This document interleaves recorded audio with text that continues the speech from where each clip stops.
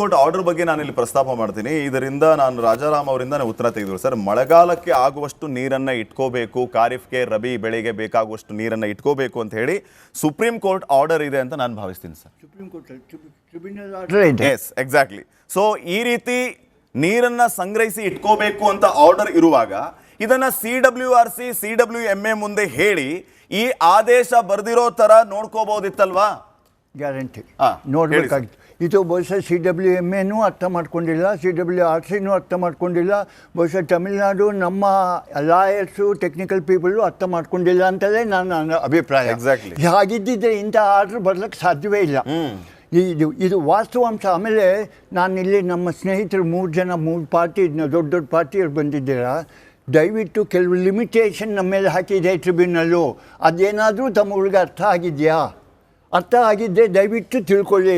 ನಮಗೇನು ಹೇಳಿದ್ದಾರೆ ಅಂದರೆ, ಕಾವೇರಿ ಬೇಸಿನ್ನಲ್ಲಿ 40,000 ಎಕರೆಕನ್ನ ಹೆಚ್ಚಿಗೆ ಕಬ್ಬು ಬೆಳೀಕೂಡ್ದು, ಅಷ್ಟಕ್ಕೆ ಮಾತ್ರ ನೀರು, 13.1 TMC ನೀರು.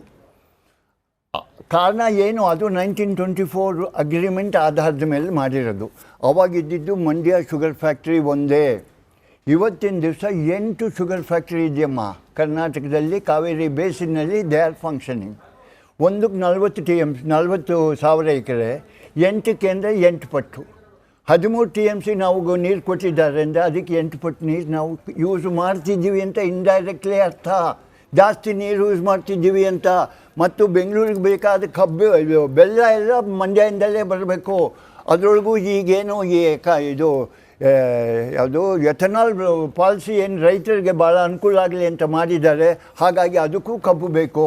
ಅಂದರೆ ಕಬ್ಬು ಬೆಳೆಗೆ ನಾವು ನೀರು ಜಾಸ್ತಿ ಮಾಡ್ತಾಯಿದ್ದೀವಿ. 14 ಲಿಫ್ಟ್ ಇರಿಗೇಷನ್ ಸ್ಕೀಮ್ಗೆ ನೀರು ಕೊಟ್ಟಿಲ್ಲಪ್ಪ. ಯಾವ್ಯಾವ್ದು ಗೊತ್ತಾ ಪ್ರಾಜೆಕ್ಟು?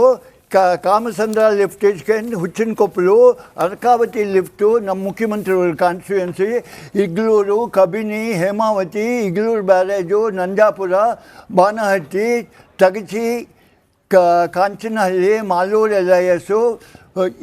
ಈ ಹೆಸರು ಇದು ಈಗಾಗಲೇ ದುಡ್ಡು ಖರ್ಚು ಮಾಡಿಬಿಟ್ಟಿದ್ದೀವಿ. ಕೋಟ್ಯಾಂತರ ರೂಪಾಯಿ ಹಾಕಿದ್ದೀವಿ. ನಾನು ನಿಮ್ಮನ್ನು ಕೇಳ್ಕೊಳ್ಳೋದೇನೆಂದರೆ, ದಯವಿಟ್ಟು ನಿಮ್ಮ ಪಾರ್ಟಿ ಮೂಲಕ ನಿಮ್ಮ ಸರ್ಕಾರಕ್ಕೆ ಹೋಗಿ, ಸ್ವಾಮಿ ಇದಕ್ಕೆ ನೀರು ಬೇಕು, ರೈತರಿಗೂ ಇಲ್ಲದೆ ಹೋದರೆ ದಂಗೆ ಹೇಳ್ತಾರೆ, ಇದಕ್ಕೋಸ್ಕರ ನೀರು ನಮ್ಗೆ 50ರಿಂದ 60 TMC ಕಾವೇರಿ ಬೇಸಿನಲ್ಲಿ ನೀರು ಬೇಕಮ್ಮ. ಅದಕ್ಕೆ ಎಲ್ಲಿಂದ ತರಬೇಕು? ಅದಕ್ಕೆ ಮೂಲ ಇದೆ, ನನ್ನ ಹತ್ರ ಸೊಲ್ಯೂಷನ್ ಇದೆ, ಸರ್ಕಾರಕ್ಕೆ ಕಳಿಸಿದ್ದೀನಿ.